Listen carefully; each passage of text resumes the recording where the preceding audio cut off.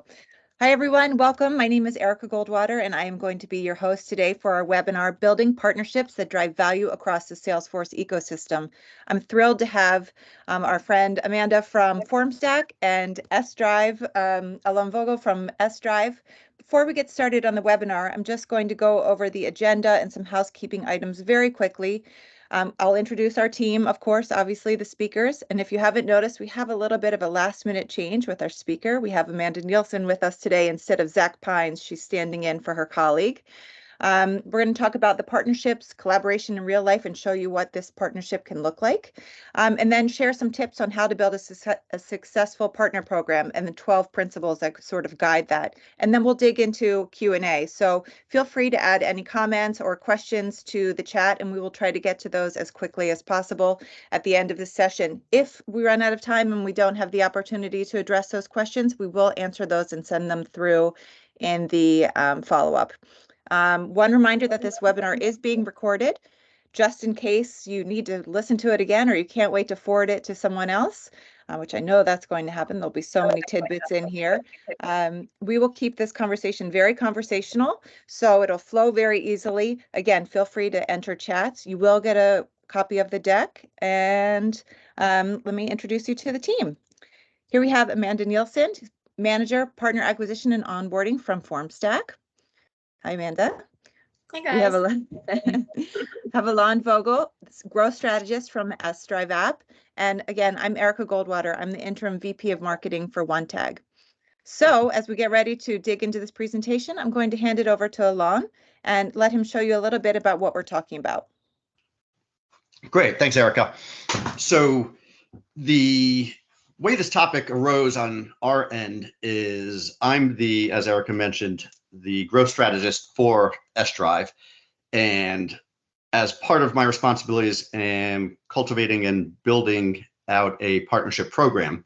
And in my early days of working here, we started a partnership with FormStack, and that really grew very rapidly, where we were able to align our solutions for a specific customer's needs. And so what I'm going to do is highlight that. But before I jump into that, it occurs to me that there may be some participants on the webinar that aren't yet familiar with S-Drive. And so just a real fast overview. S-Drive at its core is a document management system built natively on the Salesforce platform. And it basically fills or meets two gaps in the Salesforce offering. One, most of you are aware that storage is quite limited, or if you exceed the allotted amounts on Salesforce, becomes very expensive. So folks seek other solutions for their storage needs. And then within the document management realm, Salesforce is quite lacking. So we bring the folder structure that can attach to Salesforce records, be it opportunities, accounts, contacts, etc., so that you can find your documents and files as they relate to those Salesforce records and have them fully integrated into the Salesforce flow. With that, Amanda, do you want to maybe just give a real quick overview of FormStack for anyone who isn't already aware? Yeah, definitely. I recognize a few names in the chat, actually. So some of you might be familiar with FormStack, but for those of you who don't know, FormStack is a platform consisting of actually 3 different tools. First and foremost, forms. Obviously, it's in our name. We have a native form builder on the App Exchange, so allows you to essentially drag and drop your fields off your data architecture in Salesforce rather than a standard API integration where you're mapping form field to Salesforce field. And then we also have a document generation and digital signature tool. So think like pulling data off of multiple records in Salesforce, multiple levels up and down from your primary objects into dynamic templates that can have conditional logic, formatting functionality, and then sending those out for signature. So we work across lots of different verticals, very universal use cases. So I'm excited to dig into this today. Great, thanks. Okay, so with that, let's talk a little bit about the integrated solution that S-Drive and FormStack have, in essence, developed for, as I mentioned earlier, the needs of one particular customer. And I want to add this as a disclaimer, this webinar is not meant to be a formal product launch or a comprehensive demo. I'm just going to spend a few minutes going over in somewhat generic fashion what the solution is that we built for a specific customer, but generalize it as it has application to various use cases across industries. So what you're seeing now on your screen, or should be seeing if technology is working with us today, is what a applicant would see as a portal for a document or file intake system. And so the use case is for any companies that have to process applications. The industries, obviously, that it could apply to would be lenders, mortgage applications, or any types of loans. The specific customer is in the healthcare field, having to deal with staffing issues and utilizing it for staffing applicants. It could be used in secondary education market for those who are processing applications for their secondary education institutions, and leave it up to the imagination of those participating on today's call for all the various other use cases that this could be applicable to.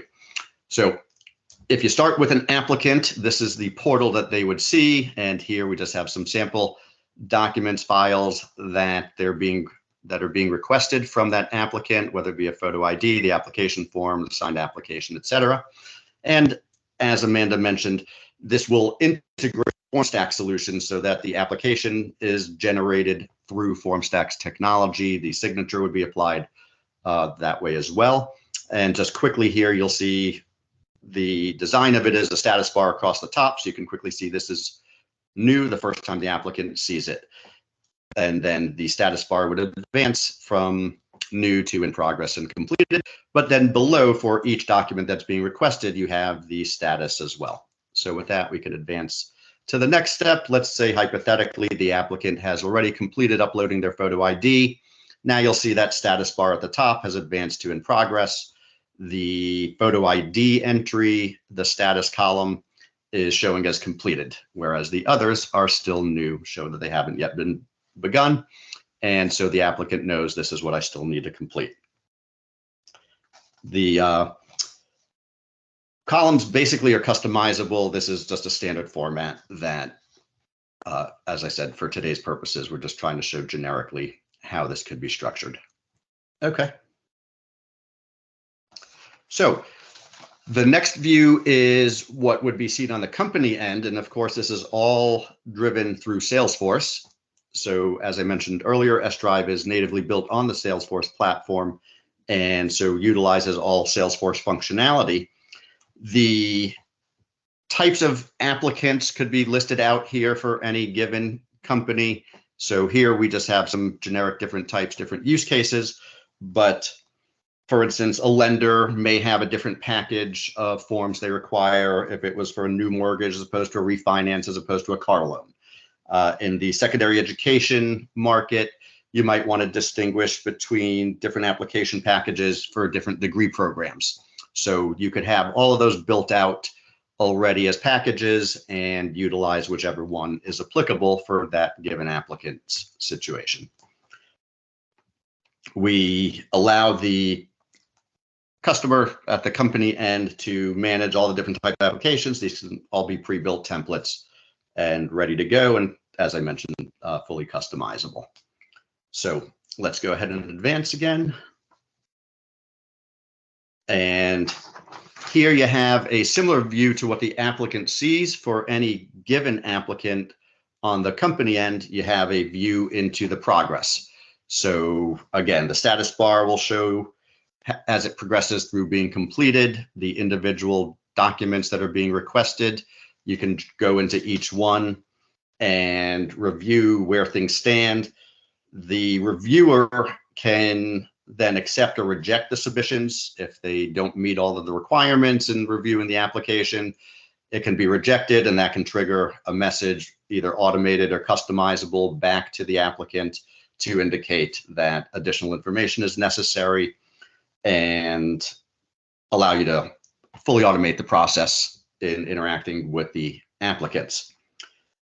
In our case, this is jumping ahead where everything is completed. So now we utilize, again, FormStack technology.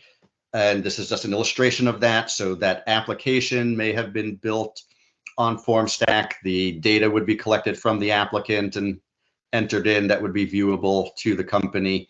At that point, it would trigger the request for a signature, which we would utilize FormStack's technology to complete. And then once that's been completed, the notification would go out to the applicant, thanking them for their submission, that everything's been completed.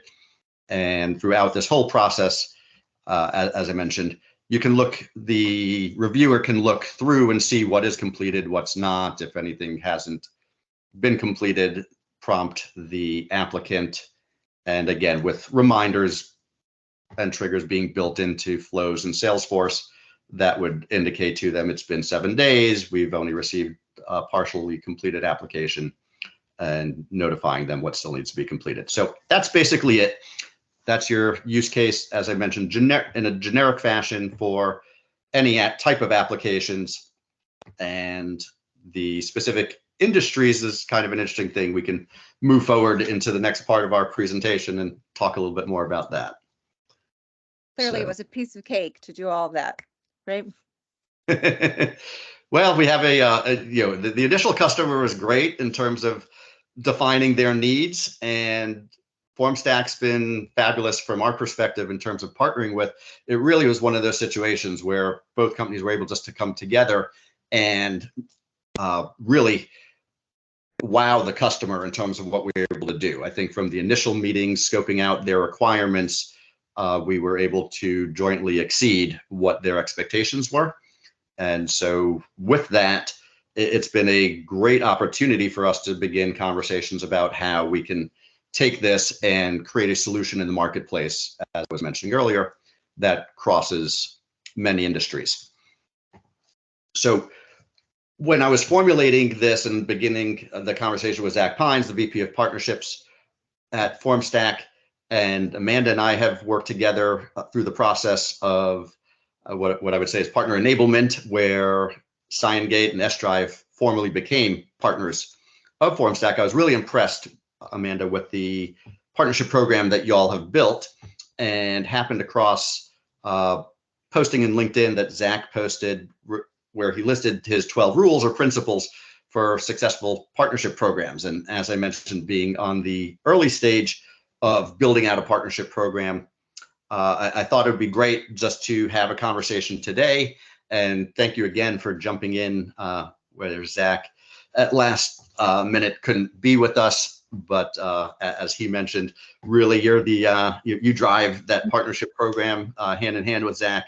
And so I know that your insights will be right on point with what Zach would have shared with us in any case. So maybe start by just sharing with us what your experience has been through the partner enablement role that you play. And the first one, and just for the audience's sake, as Erica said, we'll share the deck. You can, if you're not already connected with Zach on LinkedIn, I encourage you to do so. This is really adapted from a post that he created, and we're just going to highlight a few of them and have a conversation around them. I think Erica encouraged those who are participating through the chat to add in your thoughts, comments through any point of this conversation. It'll make for a more dynamic and interesting conversation for all of us. So go ahead, Amanda, with regards to number one, just to kind of kick things off and your experience on the partner enablement. Yeah, so I've managed FormStack's partner acquisition and onboarding for 3.5 years now. We really started the partner program in early 2020 and have scaled it quite a bit since then. So it's been sort of like a build in public sort of thing for the past 3 years. So Zach has always been really awesome about sharing like our partner playbook and our learnings like he did in this post here. And now that we're at this sort of like state of maturity, he really narrowed it down into these 12 like foundational principles for partnership success.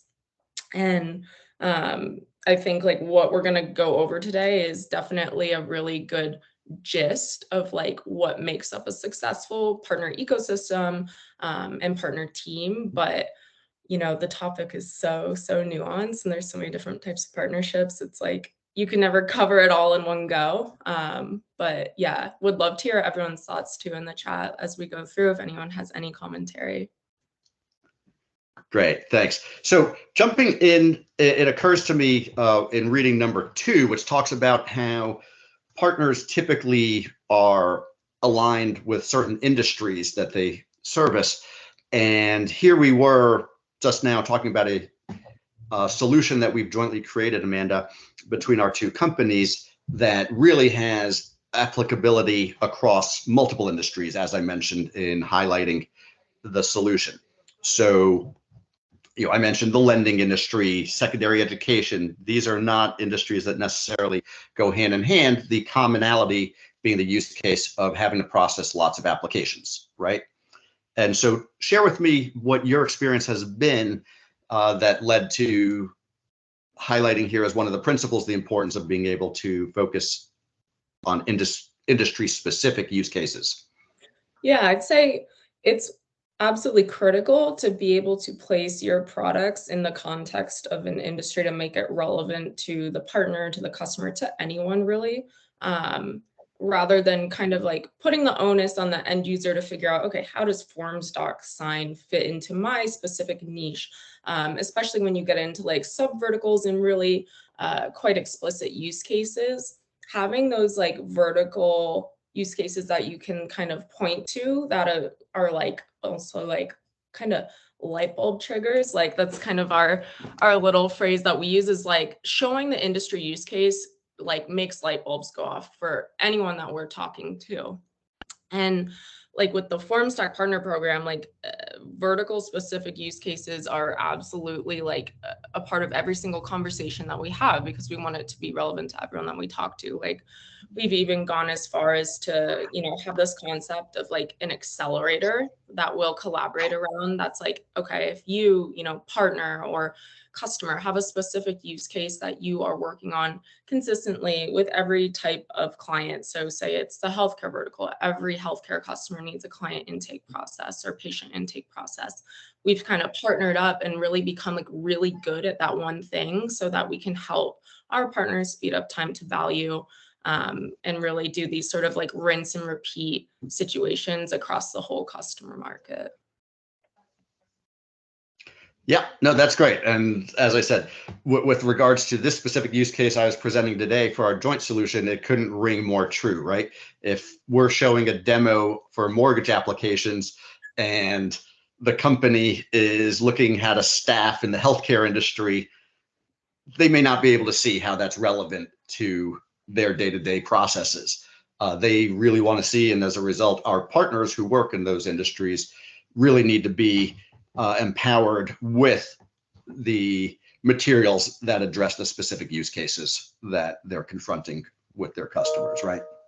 Totally. Yeah. Just removing any friction you can from that, that whole immediate conversation, like, when they're discovering who we are, like making it as easy as possible for not just the partner to understand, but also for the partner to teach their customer, here's how you use S-Drive, like here's where Formstock fits in. It really makes like all the difference we've found.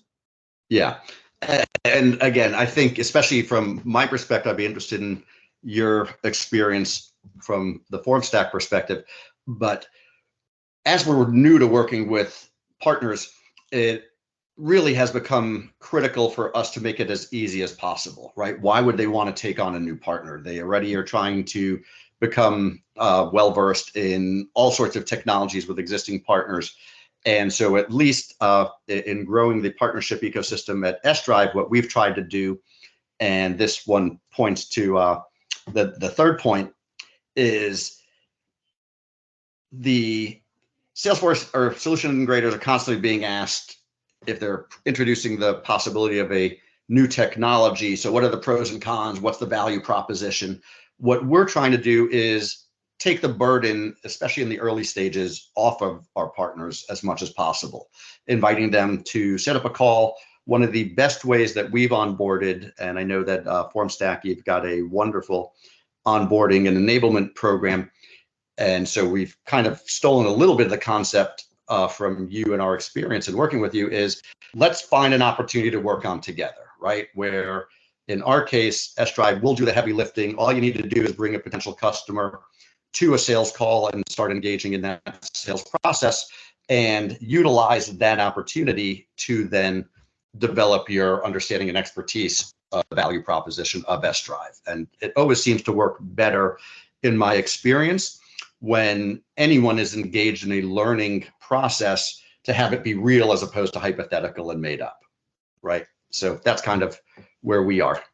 Definitely. Yeah. The learning component is essential. Like, we brand ourselves as having like an enablement first approach. And it really, like, it goes back even to point number one here on this slide. Like, first and foremost, like, before we're asking or trying to take anything from any partner, like, we're giving first, and we're making sure that like it's going to be a mutually beneficial partnership, that it makes sense for both parties, and not really trying to force things where it just doesn't fit. Like, the way we look at partnerships is like, it should be a resounding yes. If we're going to work together, like, we need to be all in. And that has definitely helped us like prioritize our time and then ensure that like our partnerships are as fruitful as possible. So we have a lot of high quality partners rather than like a very large group of engaged partners. Yeah. Okay. Well, that's all very helpful. Erica, why don't we jump ahead the slide? As I said, the point of this was not really to go point by point, but just to highlight a handful of them that I think lend themselves more to conversation around them. And one of those I think that's quite interesting to me is number 5, where in forming partnerships, the point that's made here is some will be interested in a revenue share. It's a revenue driver or opportunity for the partner, and that really will motivate and incentivize them to invest in working together. Others may take a different approach, what I think of as more the Consumer Reports approach, which is we're not accepting any revenue share so that we are unbiased in our recommendations to our customers ultimately, and don't have to provide any disclaimer or feel compromised in our evaluations of what solutions would benefit the customers. So Amanda, maybe just share with me a little bit of what your experience has been and maybe any interesting conversations you've had with partners on that topic. Yeah, I'd say like one of the big discoveries that we made when we really pioneered the program is that people generally aren't all that motivated by a revenue share, especially in the Salesforce ecosystem, working with really like process consultants. Revenue share one, like, it doesn't bring in the big bucks ultimately. Like, the lifeblood of a consultancy is like, you know, projects and billable hours and retention. Getting, you know, a rev share kickback from, you know, a $1,000 MRR contract through FormStack really isn't going to make or break the business. So it's not a huge motivator. And to your point, like, consultants really pride themselves on being almost like agnostic in their software selection and recommendations, right? So by aligning ourselves with that perspective of like, we want to help you help make the best decision, the most consultative decision for the customer, and whether that means it's FormStack, form assembly, whatever is the best solution, like, we're gonna be aligned on that. I'd say like just switching like our perspective there has been huge for just showing that like we speak the language of our partners, like culturally. And I think that was really important. I'd say like instead of revenue share, like the big value proposition of why partner is kind of going back to those things that drive a consultancy's bottom line, like having a trusted partner to collaborate and like co-sell and like co-manage these joint customers. It's going to increase retention. It's going to expand the lifetime value of your existing customer base. It's going to help you, you know, penetrate the market too, especially in the Salesforce ecosystem. Like, I know that most consultancies don't have a huge like marketing or sales budget or even like resources. So being able to lean on a technology partner like a FormStack, where, you know, we're a pretty big company, we've got a lot of resources to extend. That's where our partners really see the value. That's great. Erica, I know that you're monitoring the chat, so why don't I give you an opportunity to maybe join the conversation here and share with us anything that some of the audience is looking to add into the conversation. Yes, sure, I will, absolutely. But I have something that I'm dying to ask. So let me ask you this. Did you have, Amanda, an expectation that the revenue share initially was going to be a big driver for partnerships, and you sort of learned along the way? Because I think I've certainly worked in organizations where we think that this revenue share is going to be a big opportunity and it's going to, increase the demand for this partnerships. And in your experience, it's not true. And for me as well. So did you learn the hard way, or how'd you guys figure that out? Yeah, I mean, it is still part of like our partner ecosystem and like our partner infrastructure. So like it is a driver for some organizations. In the context of Salesforce and process consultants, it's not. So basically, like, we did have that like mindset at the beginning, like, oh, everyone loves free money. And we quickly learned that people were not interested. So we sort of adapted quickly and we're like, okay, well, we still have this kind of monetary component. Like, how can we repurpose this and make it valuable to a consultant in a way that makes them feel comfortable accepting it? So we kind of landed on a couple alternate options. So one thing that some of our partners will do is they'll take that rev share, but rather than pocketing it, they will extend it as a discount on their services to their customers. Another thing that we have is sort of called like a partnership fund, where we will pool what would be that revenue share and sort of put it in this bucket to collaborate on things like co-sponsored events, or any sort of like joint go-to-market collaboration that involves money. So that was kind of how we pivoted quickly. That's great insight. That's great. Thank you. Yeah. So several of the questions that are coming in are asking more specific questions. In particular, how is this unique to the Salesforce ecosystem? Are there any best practices you can share? And I know we'll have some of those, the opportunity to talk about that a little bit later, but is there something, so Neil keeps writing, I like rev share idea. So I think, it just depends on the business and what types of partners they are. But you also said, I think the Salesforce ecosystem is very unique. It's such a broad set of partners with so many different skill sets. How is it that you sort of identify the ones that you truly want to partner with that are going to be beneficial to partnership? Yeah, that's a great question. I'd say, again, kind of goes back to the concept of like a verticalized use case. Like, we didn't really start with like, okay, here's who we think our partners are. Like, here's who we think is going to find benefit in us. We really just like looked at our existing customer base and saw like, okay, who are the really successful customers and who are they working with? And really what we found was that a lot of these like top tier customers were working with very specific, like small to medium size, like boutique Salesforce shops, a lot of them having like specific vertical specialty or even exclusivity. So we looked at like our top verticals where we have, an awesome use case. Like FormStack is great for the healthcare space. FormStack is great for the FinServ space. So finding partners that are aligned and want to like penetrate that market as well was really valuable for figuring out like, okay, who's our best like partner profile? And also just, finding people that were receptive to like the value proposition that we had. So people who understood that, having a trusted partner, despite not necessarily wanting to be like exclusive by any means, and we don't have any exclusive partnerships, but finding consultancies who had a mindset where they were okay and interested in collaborating more strategically for the benefit of our mutual customer. I mean, you're always going to get people who kind of are like hands off, like we don't do partnerships, period. Like that's not our ideal partner, and that's totally fine. So it was no, we don't go for those, right? Yeah, exactly. And like it just took a little bit of trial and error to figure out what worked. But once we found out what worked, we really doubled down on that. That's great. That's good insight. Yeah.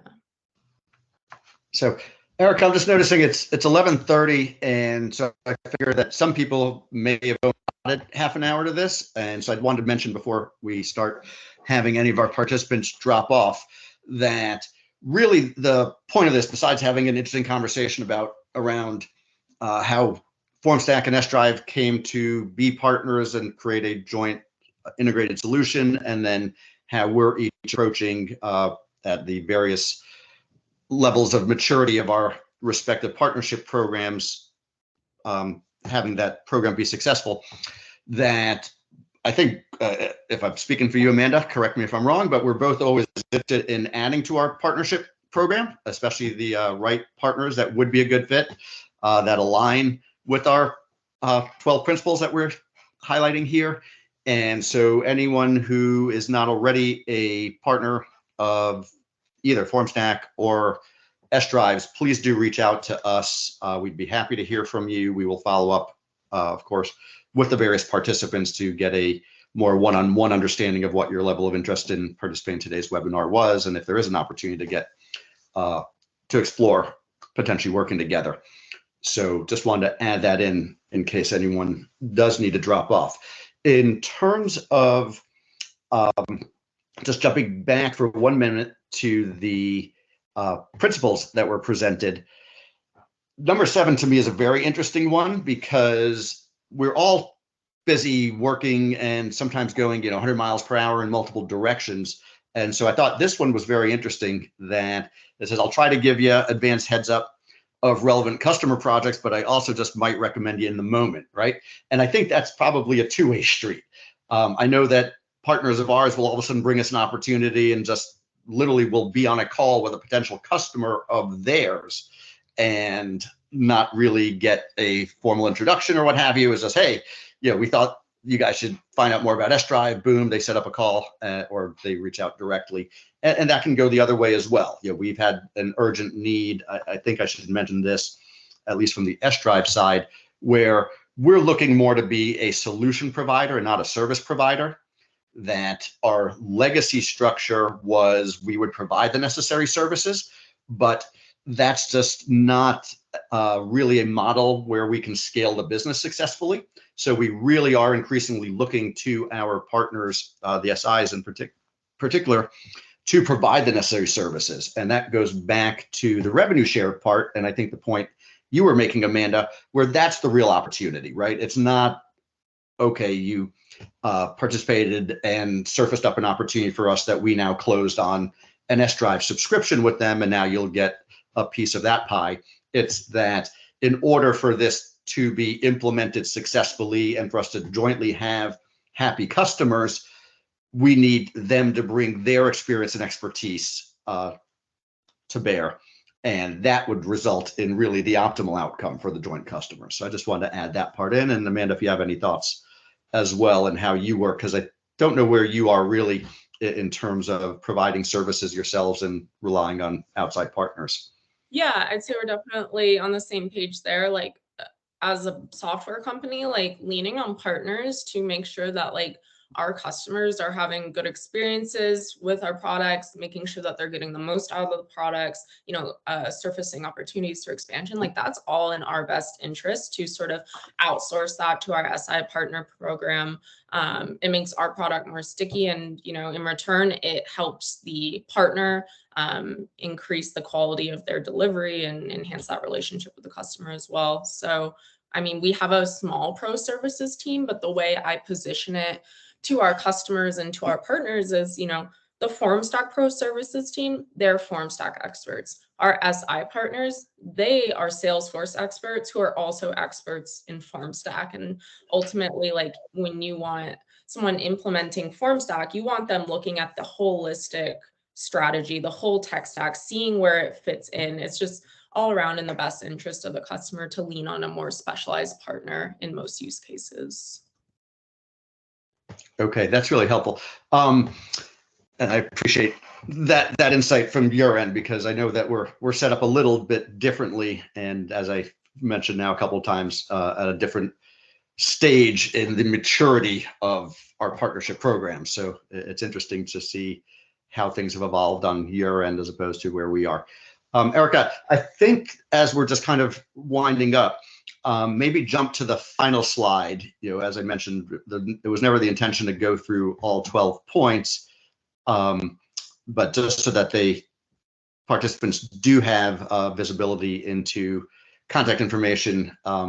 As I said, we certainly can send follow-up and reach out to better understand on an individual what the interest was in participating. But for anyone who wants to be proactive, you have my contact information and Amanda's contact information, as well as our company websites where certainly more information can be gathered. I know we have the ability to schedule. It'll prompt you to schedule with sales or for partnerships, and take you directly to links that will block time on our calendar on our end. So, Amanda, any closing thoughts that you wanted to add in terms of how folks can best partner with FormStack? No, you guys can definitely reach out to me on LinkedIn. Definitely Zach too. He's our VP of partnerships. He's a very avid poster, so you'll get lots of partnership wisdom on your feed if you follow him. But yeah, no, thanks for having me, guys. This is a topic that I could talk for hours and hours about. So if anyone ever wants to continue the conversation, you know where to find me. Great, thanks. And again, same on my end. I'm happy to have the conversations. The format obviously doesn't lend itself to quite as robust of a conversation with the participants, but we'll look forward to hearing from any of you and having conversations of how we can best partner or just learn from the participants' side of things. I'd be happy to hear where we may have missed the mark and some insights that folks have had, especially from the SI side of the community, what your experiences have been of what's made really valuable partnerships or lessons learned from where partnerships that you may have been enthusiastic about initially have failed. So looking forward to this spurring more conversations. Great. Erica, any closing thoughts? Yes, thank you both so much for joining us and having this conversation. I always like to say this is kind of like if a webinar and a podcast had a baby, it would be this, a little bit of visual, a little bit of conversation. We will be creating more information and content around the FormStack and S-Drive solution, of course. Stay tuned for an upcoming blog post from Zach on the 12 principles to give you a little more insight. And if you have other things to share with us in terms of best practices that you've learned from your partnership, please let us know. We will be answering all those outstanding questions that we didn't get to today, and we'll be sending out the slides and the recording as well. So thanks for joining us. Thanks. Take care.